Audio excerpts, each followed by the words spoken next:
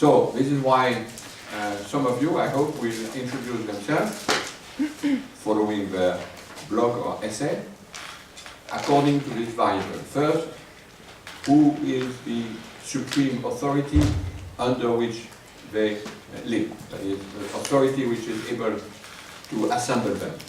You don't necessarily need to call them God. It can be called lots of other things, including, as we did in this class, nature. Nature being the supreme authority of some sort, but maybe it's the market, maybe it's other, I don't know. Second, what is the people which is represented? Now, of course, the originality of this class was to bring the people in connection with nature.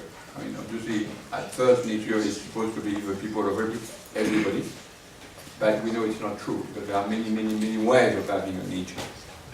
So we need to make more precise what people do you represent, which means that basically the sad message of this class is that we are at war. And in the same way as we are at war, we need to know with whom. And it's very difficult actually to know with whom we are at war. Third, and necessarily, because we have defined the people and authority, which is what's the territory. And for instance, the oil in the ground is obviously not a territory in any sort of sense, which is the sort of drawing of Westphalian states, which are those who are represented at the COP. But we know also, and every nation state knows, that this delineation of territories, even though they are used in the normal geopolitics, as it's taught still in military school and probably here in Sciences Po, is very far from the reality of the territory. Being on the territory requires a drawing which is very different. For instance, one of the other delegations, which is called indigenous people, they are in numbers as big as the United States, because there are more than 280 million people who are indigenous, with the legal definition of indigenous people, and yet, of course, they don't occupy any bounded state which could be the people of indigenous people.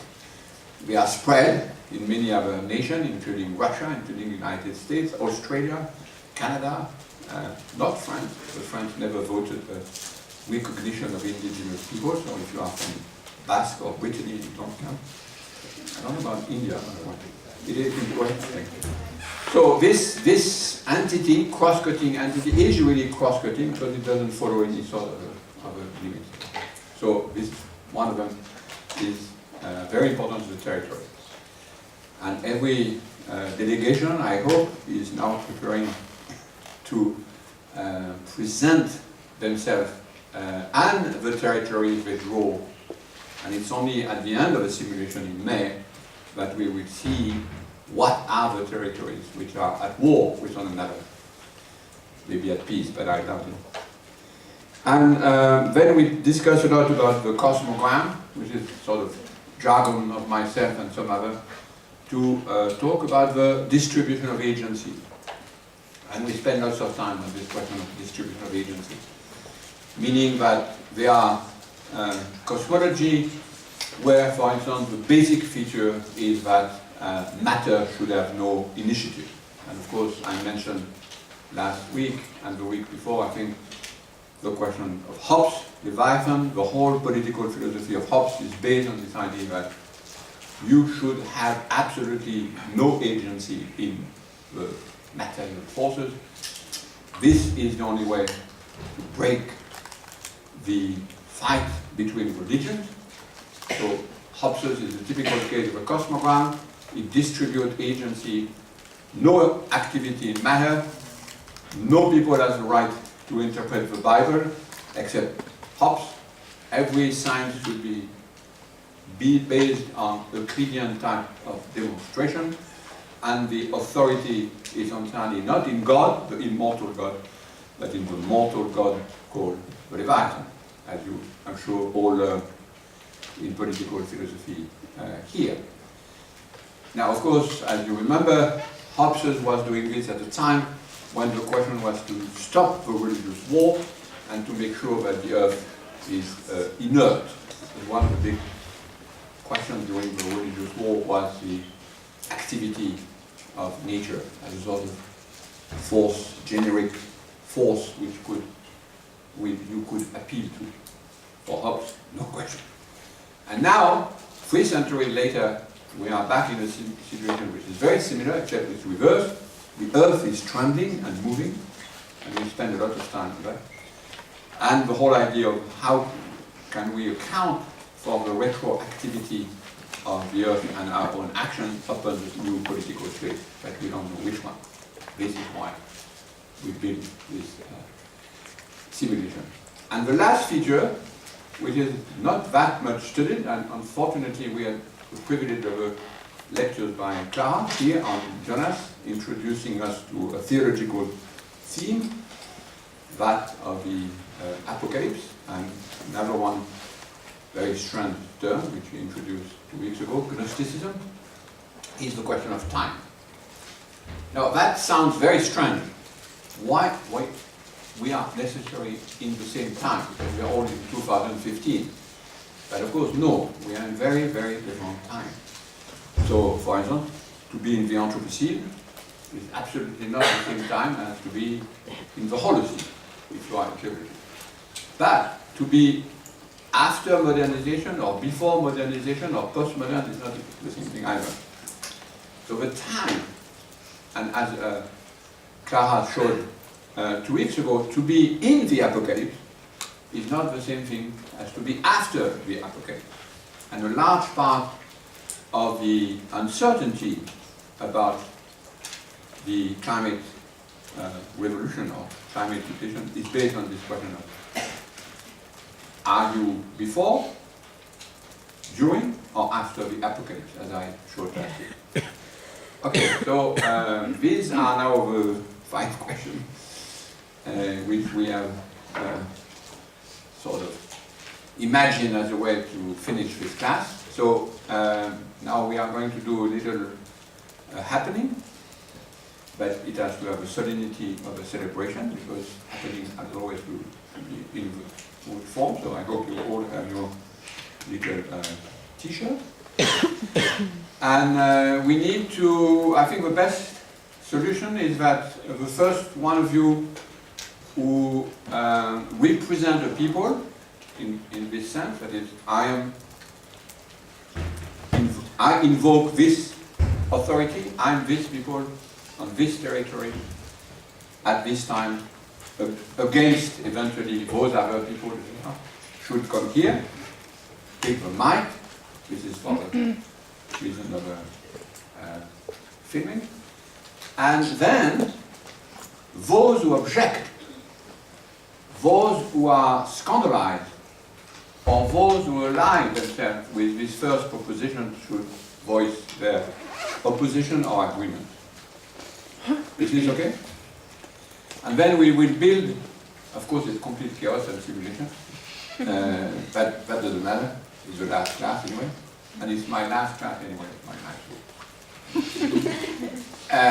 So we will see what happens.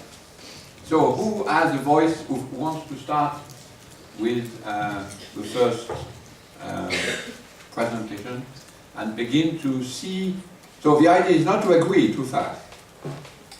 We are not looking for an agreement. We are looking for a definition of the conflicting territories and people who are at war with one another under this sort of umbrella which is called the ecological crisis. So, who starts? Ocean, probably. Right? I'm sure you will do it. This is, of course, you understand, the first time in Sciences Po that non-human entities are represented with authority and as political entities, I suppose. I mean, I've done many strange things in Sciences Po, but Hello, we are the Ocean Delegation, and we are also called the Poseidon Delegation because we really want to give a face and a power to the sea. The sea represents 70% of the Earth's surface, and nonetheless, it's not really encompassed in any of the agreements. We really want to be recognized as a political force because we represent people from all over the world most of the states have a direct link to the sea. More than 100 states actually have a direct link to the sea. So you are all concerned with sea acidification, sea pollution, and sea industrialization. Thus, we would like to represent not only the people that are obviously in our territory, not only the people, but also the fishes and the animals, which is very important. But we also want to represent all of the interests that are among you, but that you don't really want to represent. And as such, we would like to represent the small fishers and also the industrial fishers.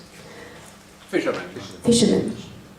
Our claim is to be exploited in a sustainable way, because we are the sea, and to be protected and preserved.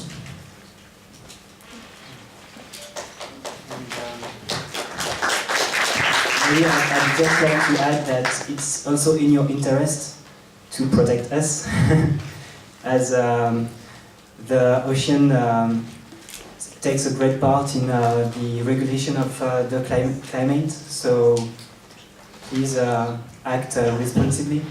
Thank you.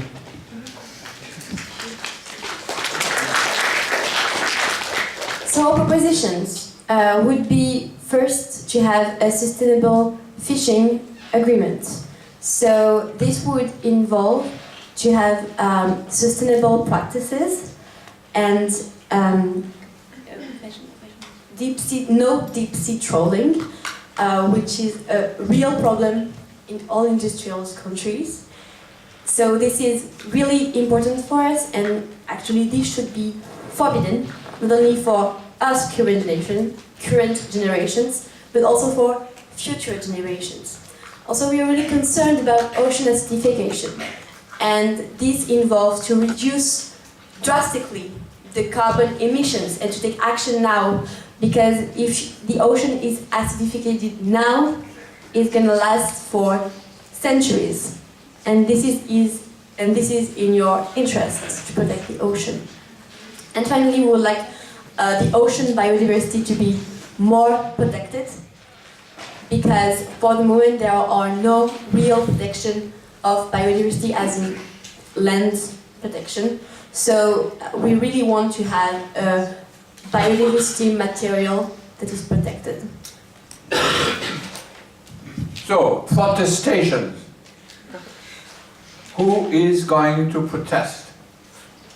These guys have absolutely no power, no army, no any sort. They are actually in a space which is legally out of any nation. And here they come, claiming, as they said, to forbid us, nation state, to do something. This is probably not so easy to do. And I hope there will be some protestation, because you will be limited now in all of your undertaking if you take any of what she said. Measure against acidification, measure against deep trawling. Right? Measure, probably you didn't mention, but certainly you have that in mind about taking mining the depth of the ocean, etc., etc. So you claim that you are going to impose all of that on us, nation state, on which authority, dear? The authority of current and future generations, I guess, because all of you are interested. Where are they? Where are they? Where are the generations? They are. No, I'm just starting. I don't want to do the opposition myself. I want. So, who is opposing? Where are the states here, impacted by the emergence of this quasi-sovereign who claim to be an authority and who claim to have much of a plan for you? 70%. 70%. With a few islands around, which are also represented somewhere else, right? Mm-hmm. Are you in you or out of you? I think we can have different pacts because we are related, but we are not directly there. You will have to state who you speak in the name of. Hello, fellow delegates. I wish to speak in the name of the Secretariat of the Conference of Parties.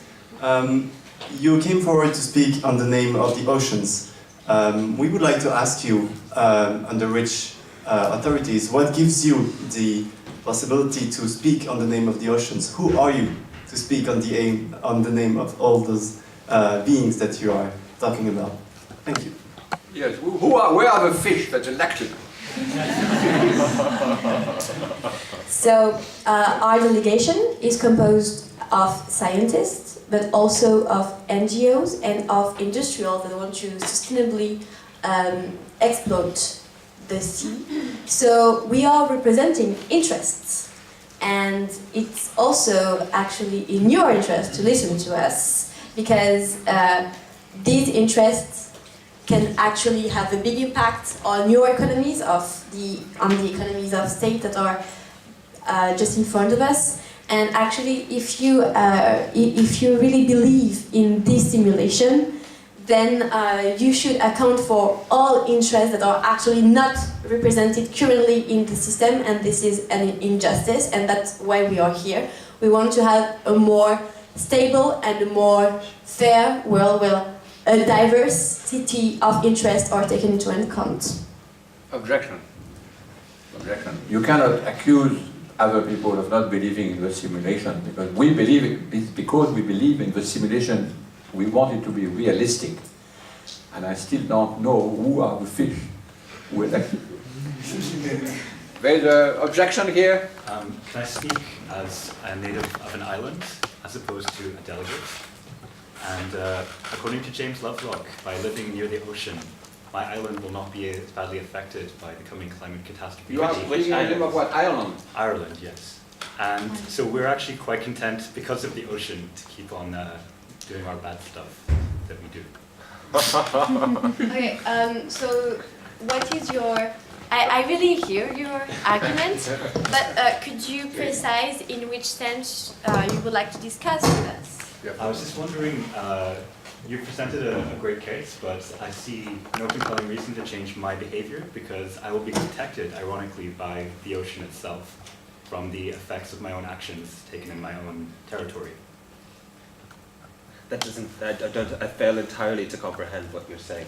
Okay, so my actions will have an effect on the world and on the global climate, but I will be insulated, ironically, from my actions because of the ocean climate surrounding my territory.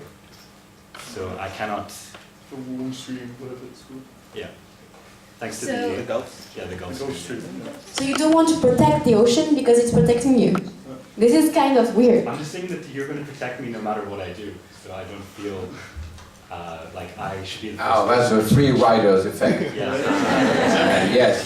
Those guys have learned some economics here at South Pole, and they know that other people will make hard decisions. You give us a Yeah. temperate climate. Yeah, we don't have to... Yes, It's actually funny that you talk about free rider, because actually the sea is where you can have a lot of surfing and things like that. It's kind of funny. No, But no. in general, this is why we want a strong agreement. We want to avoid any free riders. And if you want to have the sea giving you what you want, such as fishes, such as beautiful biodiversity, and such as a sustainable industry for your beautiful country, then it's actually in your interest to have a strong agreement where all the parties agree to protect the ocean. Jennifer is objecting up there. Okay, I'm a representative of Japan, and I would like to object because actually when you say that we should stop deep sea trawling, well, a large part of our culture and our economy depends on living off of fishes and deep sea trawling and our fisheries, basically. I mean, we not only do, firstly we have the cultural aspect. You know, it's been a tradition for hundreds and thousands of years to be eating seafood and to be basically be known for our seafood. And then on the other hand, we have so many Japanese restaurants that have spread across the world, and sushi is a very famous thing. It's a very popular thing now. And you know, if we limit this, Yes, we need our sushi. Yeah. She's right. so this limitation would really our identity if we lose this ability to fish when we want, how we want. No, this is an easy one. Okay, so seafood is part of your culture. I like eating fish too, but I want to be able to eat fish forever. And if we authorize deep sea trawling, it's because we are overexploiting the sea and we need to go deeper and deeper. So maybe the right solution is to stop overexploitation, stop deep sea trawling, and fish in a sustainable way. And we have to find a reasonable solution. So stop deep sea trawling and go for sustainable fishing. We have an objection up there, madam? Yes, I'm concerned about something else. Like, under which authority do you want to force nations to, like, not to, like, to accept your reasonable solution? It's like for you said that for Japan, it's gonna be harder to respect the rules you want to apply than for, I don't know, like for Germany, which does not depend as much on fishing and so on. So what are the tools really that you want to use? I think the Secretariat here will ask you whether you allow Japan to do something special or a special situation. We have special agreements so that, for example, Burundi, who has no ocean around it, would not be ready. So first of all, No, go ahead. First of all, we are not starting from scratch. There are already a lot of conventions about sea management, and the UNFCCC has provided a convention of the ocean, and we really want this convention to include biodiversity of the sea and sustainable methods of fishing, as well as marine inside of the sea protection. So we have a framework and we can complete it thanks to this amazing organization of COP21, and this will actually be possible and positive for all of us. As for the agreement, maybe it's going to be easier for Germany to accept our own propositions. However, Germany also has interests that are conflicting in the ocean, and maybe and probably wants to exploit the mines and the resources. So they are also they could also have a lot of We have an objection there from the energy sector. But they also have a responsibility, and this will be different for all the countries, but if we have a framework and a volunteer to make things change, I think it will happen. We have an objection here. I have a following question on that, not as a representative of energy, but actually as a representative of state, which is no sea, no access to sea. And I want to ask you following Which that. one? Czech Republic. But in general, any state which doesn't have a direct connection to the sea, we are still polluting, we are still influencing the sea. But we can't be as easily persuaded to actually do something about it because we don't have an economy dependent on sea. We are not fishing, we don't exploit in the sea, so we don't see the benefits of us just cutting our emissions to protect the sea. So just how would you persuade states like these to contribute and to actually take part of this agreement? Okay, so far we have Irish who says we don't give a damn. We have Japan who says we want to save our ways of life without too much modification, and sushi has become world good and we don't touch our sushi. Then we have a question of indigenous people who say, well, we have our own way and we don't want to cede under the authority of someone called, Poseidon, because we don't believe in gods of that sort. And then we have people who say, we have no ocean around it and we don't give a damn either. So, before we answer, this man, the Irish representative, had a counter objection to the objection. And if I can make another objection of this kind coming from science, Irish people seem not to know that the Gulf Stream could actually disappear. You know that. So you might be actually as cold as Canada, you know. Anyway, so you want to intervene? Norway wants to intervene. Yes, well, thank you. I would like to address the Irish delegation and say that actually the Gulf Stream, a recent scientific report shows that the Gulf Stream has been weakening by 15 to 20% in the last 30 years. If this happens, all of Northern Europe is going to be under ice, and that will also affect Ireland shortly. So, does Ireland want to answer this little... Speaking as the only Irish person here, I am actually in the soil delegation, which You is know also which very one? Irish. I'm actually in the soil delegation, which is actually a very Irish problem, given our recent history. Which one did you get? The soil. I take this all into account. Well, you will speak later as a soil, Yes, but now that's for a minute you are Irish. Okay. Okay, as an Irish person, and as a vegetarian Irish person, I feel that we can get by on our cultural products and by eating potatoes. And we need to address the problems of the ocean. Whiskey and wheat. Our staple goods, thanks to the monocultures handed down to us from our past, kind of render us slightly immune to... Good, so we'll come to soil in a minute. So you had an objection? We didn't have an objection as much as a coalition building gesture. Coalition, okay, right. That's good for you. Yes, we are very interested. We represent the river Narmada in India, and on behalf of our group we would like to extend our support to the Oceans delegation. That's beautiful. And, rivers saluting the ocean. Yes. All rivers we salute the ocean. That's beautiful. So what do you bring to the ocean apart from water and waste, I'm sorry to say? Yes, we are bothered about the waste from the landfill resources that come, and it doesn't matter whether the country is landlocked or it has access to the sea. We feel that all the waste is dumped onto us poor rivers, and then we are forced to bring it to the ocean, and as such we think these points should be taken into account. But we also see the natural synergies between our causes and our case. As rivers, as bodies of water, we feel that we can be limited simply by oceanic bodies, and we propose therefore for a collective entity that represents the water. The slogan will be bodies of water of the world unite. Yes. Yes. Norway wants to speak again. I would just like to second the proposal just put forward and say that Norway will also join in this delegation or this coalition. So we are witnessing here an alliance of bodies of water, and we are both forced to accept a lot of pollution from soil and industry. So we will have a beginning of an interesting... And both have the peril of the commons, whereby it's impossible to... It's up to this point has been impossible to move collectively with unity and with consensus among several hundred member states in the world. Among rivers.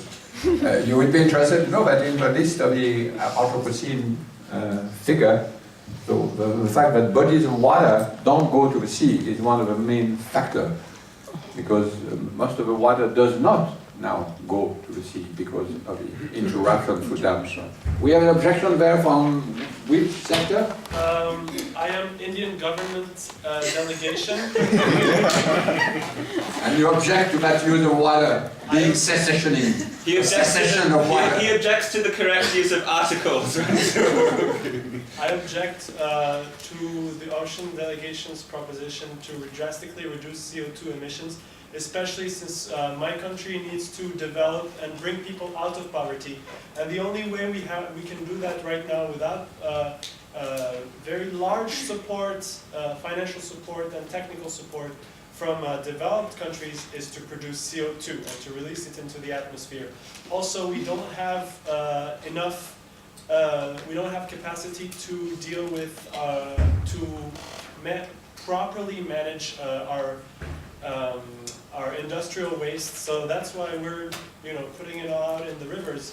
So unless some developed countries can extend their hand to us and bring technical and financial support, I'm sorry, but I can't support your motions. So you keep sending lots of disgusting stuff in all the water of the ground and other. Maybe the Secretariat want to separate this question of climate from that of the sea, but if not, things will get too complicated.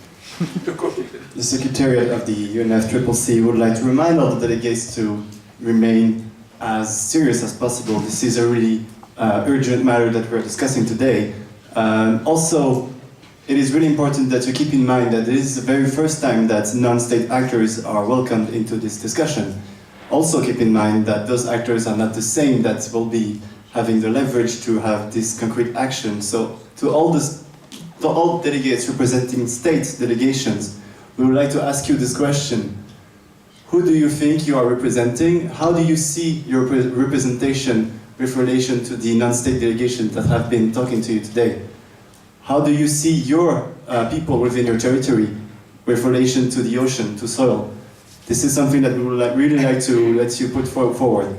So this is a call for state delegations to express how they feel the legitimacy of non-state delegation inside this negotiation. Thank you. But I will object to the Secretary, because you will notice that India didn't discuss the legitimacy of the ocean. They discussed that, they say, we don't support your propositions. They didn't say, get out of here. So, in fact, it's an immense progress.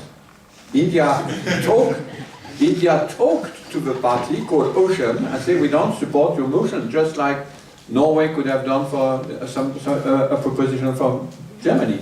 So I think you won your case. You are legitimate. Yeah. You were addressed politely by, they just disagree with you, but they accept you as an entity. And that's the key thing. If you manage that, you are a party in the consensus party. Do you want to protest? Oh yes, we have. But we are very, very. I think you should thank him. Thank you for disagreeing. It's a great progress. Dear India representative, thank you for disagreeing with us. You give then us a very strong legitimacy, and we really are open to any negotiation and to a differentiated approach from your country, which is very, very, very, very concerned by oceans matters, not only for fisheries but also for global industrial production. And so I think we have a lot of things to exchange and a lot of things to negotiate. So this is only the first round, and we are very, very happy that you disagree with us, even if we are waiting for a strong agreement between us. Okay, I think we'll stop here. No, and we are very open to all. I'm the boss for 1 hour and a half. After that, you are the boss. Go ahead, please. We welcome all the body waters in our delegation, and we will be very strong together. Thank you also to Norway for its support. Do you want to add something? Yes, we would like to propose the new group called Water Body Groups, in which it is officially the NGOs from India, Norway, and for the rest of the world who wants to join us. And we would like to put a position paper together with Ocean. Salt and not salt. Salty water and not salty water. All kinds of water, including the bottled water. Fresh water, salt water, clean water, tap water, filthy water, clean water, frozen water. And whiskey, of course, yes. And whiskey. Thank you all. Thank you very much. We'll have another trial. Thank you very much. We applaud all guys who are doing this.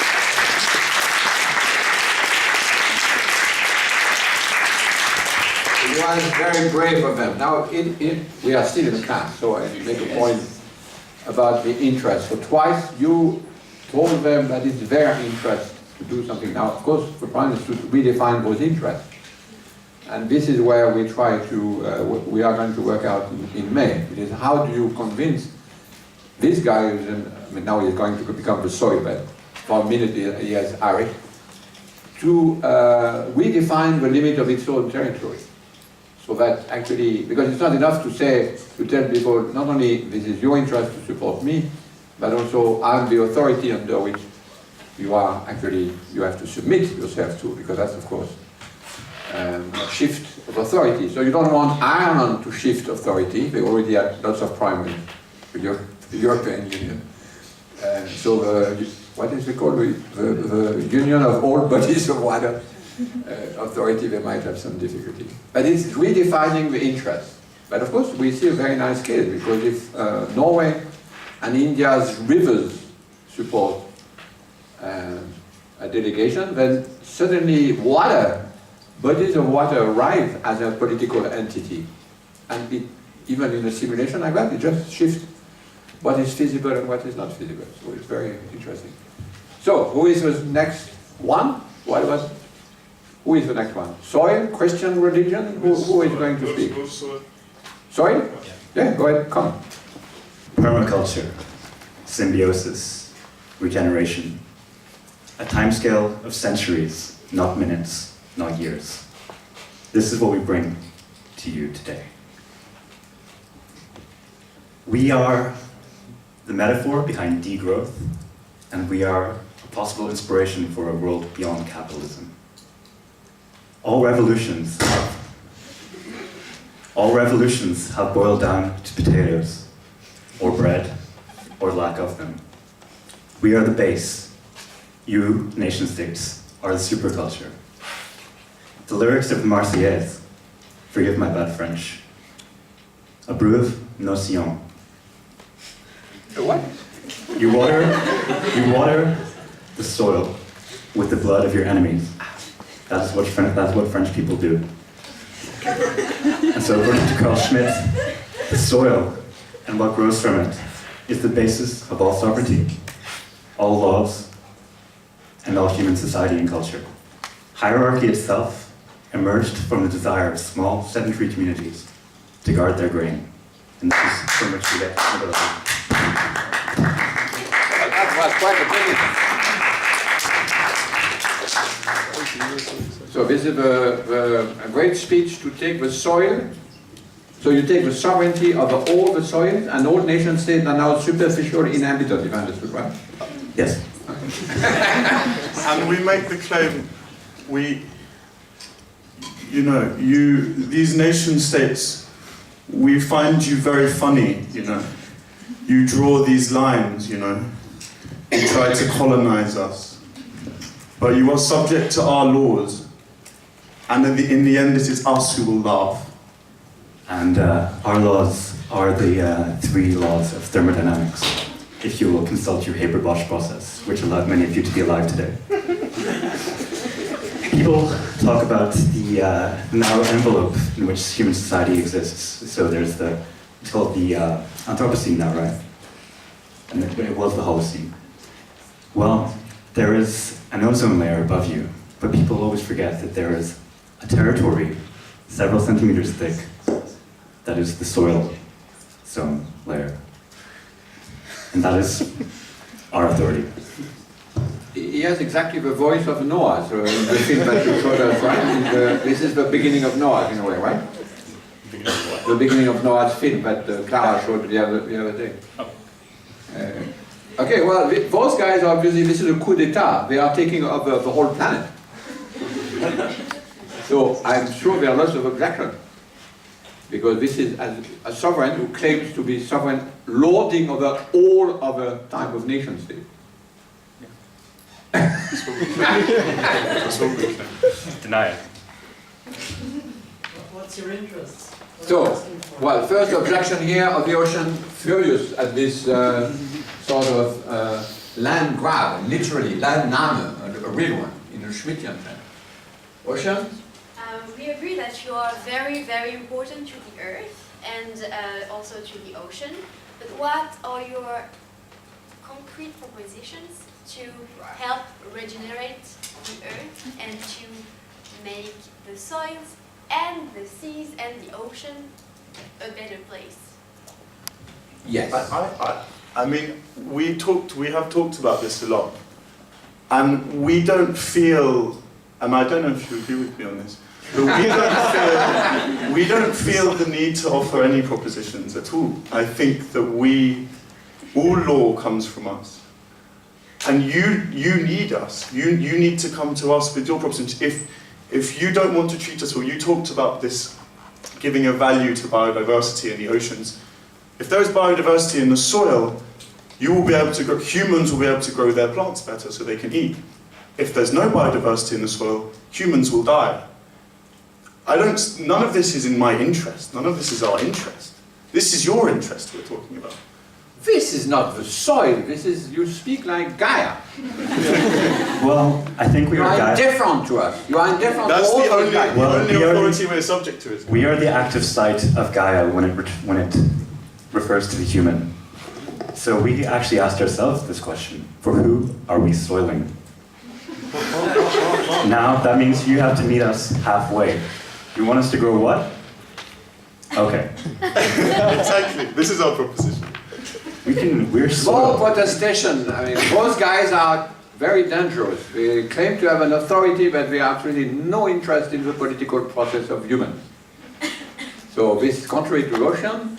These guys are actually talking in the name of something which, if a human disappears, they don't care. Because the laws are the laws of thermodynamics. They are not the laws of a political body. They exist in truth. Those guys exist for real. Earth first. Yes. Objection. I would like to speak as Russia, and I would like to agree with the importance of soil, and I'd like to, combat any attempt to reduce emissions, because I'd very much like warmer weather to have more arable land so I can feed my people better. There you go. Can you make more precise what we mean by soil? Because here those guys are invoking very general laws of thermodynamics and not at all anything which we associate with soil, right? Which means earthworms, microorganisms, the 21st centimeters of every landform. I mean, you have to be more, I think there's a shift here between land and soil. I referred to the 20 centimeters, but I called it the soil zone layer by The accident. soil zone, okay. So no matter what happened on top or after, interest, right? This is our negotiating. Your base. starting point, okay. Yeah, please don't ruin this for us. Okay. You want to impress this audience first, this assembly, okay. So, other protestation, what? I represent the kingdom of earthworms while I speak to the soil. As you know that we have been aerating soil all the time, we burrow it, and in the process we make soil fertile, and you know what an important role we have played in your life on this planet. But of late, there's so many climate scientists who are doing research on us that while in that process we actually emit CO2 from the soil while we are trying to make it more fertile. It makes our life very difficult, as you can imagine. We think we will be an endangered species in near future. Endangered species. We have concrete all over the places, and we find ourselves in small little holes. The gardens are no longer there. We don't know if plants and trees will grow in the Amazon because all the time we see the trees are being felled down. So we request the soil to help its symbiotic partner, as you said in your opening speech, towards a more adaptive symbiotic. So here we have a very moving plea in the behalf of the earthworms, and the earthworms are protesting the sudden elimination of, right? You make a great point, and this is what we need everyone up there to understand, is that if you allow this to continue, you will actually limit our ability to feed you by killing our vassals. Can you repeat that? Basically, you will cut out the conditions of your own life from underneath you. You will commit, in effect, You are talking to earthworms now. I'm talking on behalf of earthworm. Okay. To everyone here. And so, whereas it pains me, I need to utilize this example as a threat to keep you in line. If this annihilation happens to the kingdom of the earthworm, you will be the ones that suffer. The soil will probably just grow something else. And less of it. So, we have an objection up there and another one up there. Yeah, I actually have a very big objection. I represent Monsanto. And actually, I object to this whole idea of you reigning over us because we've actually really been able to manipulate you to help us actually increase product yields through our products. And actually, there's just been a report saying that effects of our Roundup agricultural herbicides have no effect or have literally pretty much no effect on soil microbes. And everything is totally fine, actually. And we're actually able to manipulate soil to produce higher yields. I would say that we actually don't depend on you at all. So? I mean, we still depend on you, but we have now we're the ones that an alliance between earthworms in the soil with Monsanto claiming that they're actually on the side of the soil. But I think that when you talk about dependence, I think what you have done is made a contract with the soil. I think that you have found methods which we can... I'm not sure I can articulate this. Well, you follow the laws of thermodynamics, so does Monsanto. So you Exactly. You are subject to our laws, and you have negotiated with us to find a method of producing agriculture that is compatible with our laws. And in that sense, I think that the contract that we are seeking to make with all of the nation states is one that your example can act as a model for other nation states, perhaps. See, that's interesting, because it means that their definition of soil is so large that we see no objection to Monsanto whatsoever. Because Monsanto is exactly as much in nature and obeys as much the laws of nature as they are. This is a great consequence of being indifferent to the human consequences. So it's a nice twist, which is exactly the problem of Earth first. I mean, sorry, I'm making another commentary. When you do Earth first attitude, with this level of indifference, people like Monsanto agree with you. Because, of course, I mean, what about, and nothing about capitalism, contrary to your first statement, is actually disputed here. Well, if you look at the historical examples of monocultures encouraged It's under... his voice which is speaking. He has a very good voice for intimidating the adversary. So, while we don't have a problem with Monsanto, we just have to say be careful, because there are people out there in other kingdoms that like to eat your monocultures and leave all your customers dead and starving. And why do you mind? Why do you mind? I'm just like letting you know. It's a warning. There's no... Yes, but why, in the name of what, this is important, in the name of a supreme authority that you describe, the three laws of thermodynamics, there is no reason why Monsanto should be criticized. You had an objection. Yeah, I'm the Netherlands. And, You are what? The Netherlands. The Netherlands, yes. And I wanted to tell you that we don't need you anymore, actually. Now we found some way to cultivate things without any soil.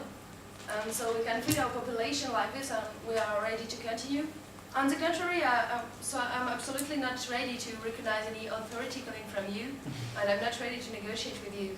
Actually, you need us, because like you are invoking thermodynamics, etc. But do you really think you can evoke thermodynamics without any human to discover thermodynamics?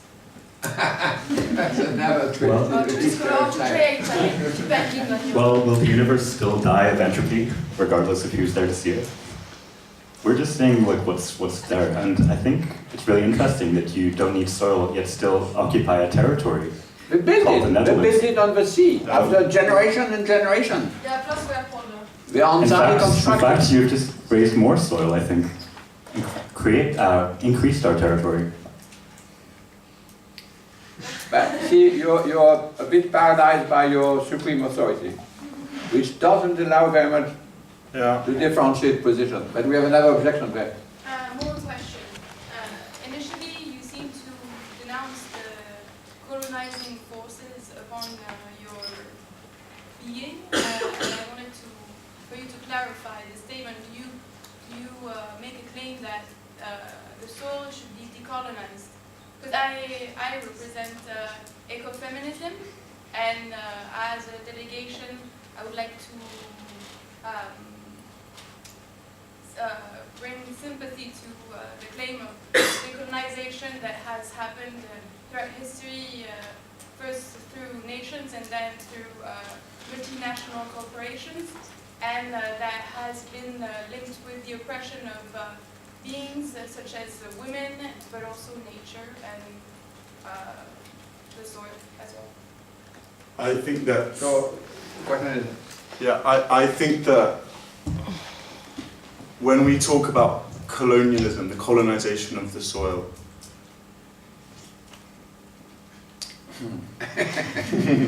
This is a tough one. No, I think...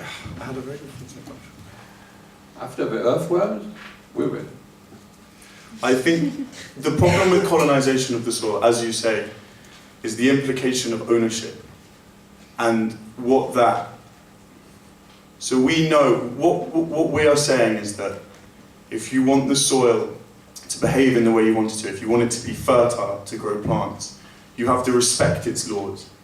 And with the claim of ownership comes a pretense in the eyes of nations that these laws can be ignored.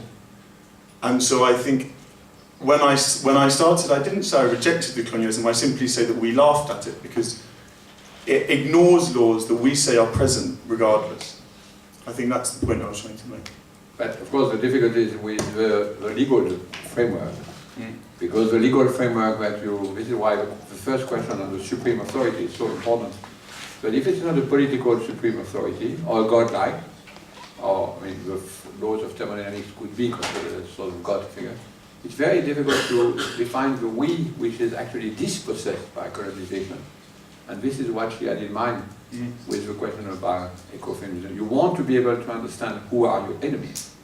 And the problem was the type of laws that you define as your supreme authority. In the people, there is no people in the name of whom this supreme authority is invoked. And that I think we have a difficulty either for Holland, for ecofeminism, even for the earthworm, which is, it makes very difficult. And of course this is a great part of ecology itself. Whenever it's naturalized the question again, it loses the political, and that's what we try to remake, which is the political link with, which means people and friends and enemies in the country. I guess it's important to realize But we love to hear you anyway, so. Okay. So I agree wholeheartedly with my eco-feminist ally at the back. Basically, I think the nexus of politics and soil often intersects the realm of the myth and the symbolic. And so soil has always been considered the feminine or the passive partner in its relationship with the nation state and the proto-nation state. And we look upon ourselves as generating not only the nutrients which feed your bodies, but also the idea of who you want to be. So we're not just antagonists. We are a resource for generating your own future. And if you treat your soil like you treat your woman, or you treat your woman like you treat your soil, it's a good way of seeing yourselves in action before you come to us with all this. It is good because it couldn't make anything pass. What? Another objection here. I represent political boundaries in relation to what we've been talking about. And you've established yourself as a supreme authority, and rightly so, I agree with you. But do we really, okay, suppose I'm the country of Nepal, and I've recently, faced your wrath, so to say. Do we really need to understand that you need to be here? You're like my God. You can just be in my temple. I don't need to really have to negotiate with you. Like you said already, you can negotiate with me, and do I really need to have you here in this delegation, in this simulation? Sorry, I think we need one word of explanation. You mean, they are your gods anyway? No, they have established themselves as the supreme authority. So they don't need to be here? They don't need to be here. Okay, well that's another way, more dramatic than what I was saying. Sorry. How much are you in here? Or are you just discounting all of those guys? I'm really sorry, I'm not discounting anyone. I'm saying that we may be the supreme authority on the realm of the human, but when it comes to our fellow, let's say, non-state actors, say the ocean, we still need to communicate, and we still need to find agreement with the other forces within the earth. So you would answer her that you do enter the negotiation? Yes. But then we have to share the supreme authority as well. So sometimes you speak as if you were the whole of Gaia, it is the whole of the earth, which is indifferent to our... We're just Gaia's skin. Skin, well that's a lot of Gaia is actually all skin, that's what it is. You have an objection? You have one or two? I would. Yes, I represent a mid-income buyer of soil in a developing country, and I want to understand that today on which soil are you representing? Is it a soil on which a huge urban complex would be built and has a huge capital value, or are you the soil of a marginal farmer which will produce him less than $50 a month? What soil are you, and what interest do you have? Well, let's have another question because we have other dedication. Yes? Yes, I represent the cities here, and I was just wondering, you are saying that you don't really have any concrete propositions, that you are just stating what your relation to us is. So I was wondering what is your purpose for being here? Mr. Secretary, do you think you need to intervene here to know if we throw them out of a negotiation and try or not? Are they in the negotiation? Are they a party to the COP, or are they out? It is an interesting question in itself. I was wondering, like, You are wondering, and she was wondering as well. So, what is your end game, or what do you want to achieve here? that's a good question. What do you want to Because get? you allied with Monsanto. You said you don't really care about them, which makes us believe that, oh, you can just do whatever you want. So what we represent is an agency. If you give us natural matter, we will produce nutrients. No, she will produce nutrients. Thanks to our allies, the earth. The law, sorry to say, but the law of thermodynamics will produce absolutely no soil. It's entirely a living object. There's no soil. Bringing thermodynamics into this is difficult because I don't know anything about it. I mean, So she will bring the one before you. well, we do have other members of our delegation that aren't here right now, and they can probably break down into what their specific interests are in. But what we're trying to say is that we represent a time span of centuries. Do you know how long it takes to make soil that you can actually grow stuff out of? Yeah, it's very small. And if you looked at, so, yeah, well, good soil.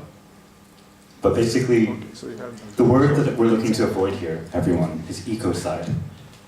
And that is what's happened. If you look at the Fertile Crescent, and you see it now, what happened? They cut down their trees. But what were the trees holding in place? The soil. Where did the soil go? It went down the river. It goes to the ocean, where it's welcomed by Poseidon and the bodies of water. Yeah, but in the process, it left the land still having soil, but a very, very, very rubbish one for growing food on.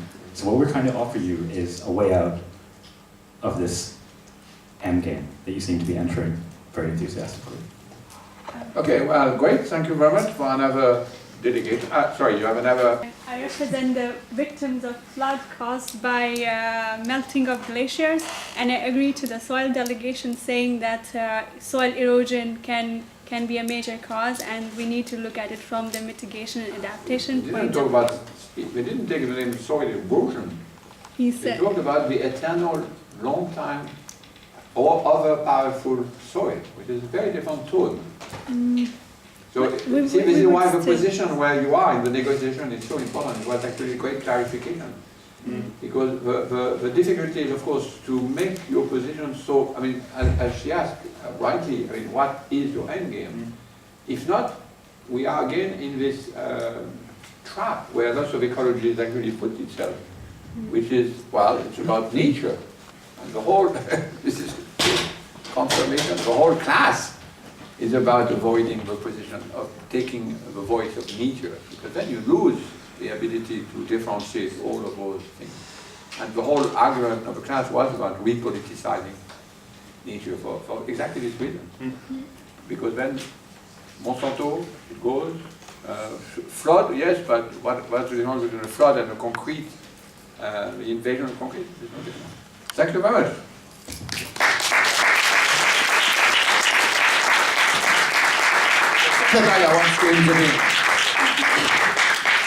A quick word from the Secretariat of the UNFCCC. We are a bit confused by some of the new actors that are speaking up here for the first time in the Conference of Parties.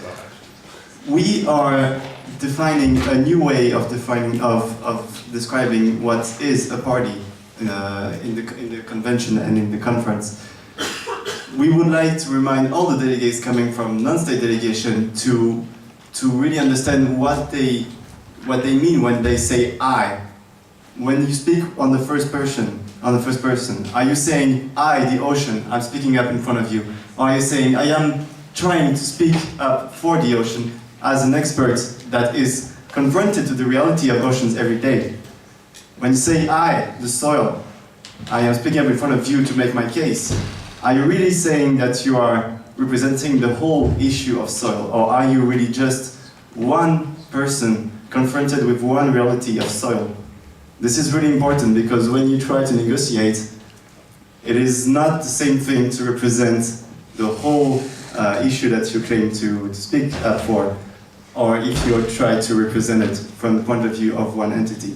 So the Secretariat would be really interested in your point of view of who are you talking up, who are you, from the perspective of whom are you talking?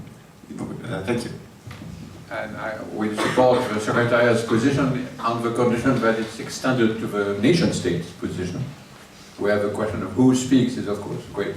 France is represented by Areva. We will not have the same France as it's represented by you, why not? Who will be a good representative of France. So we agree that it's the same question for both. But of course the non-human agency has not been used, and there is no legal framework to organize this we and this expression of the I'm the state. Le roi, c'est moi. We don't have that sort of tradition for ocean, and certainly not for the soil. But the soil is of course extremely important. So who is next? Do we have a next? What about question delegation or indigenous people? Who is speaking? Who is? Do we have a little break then?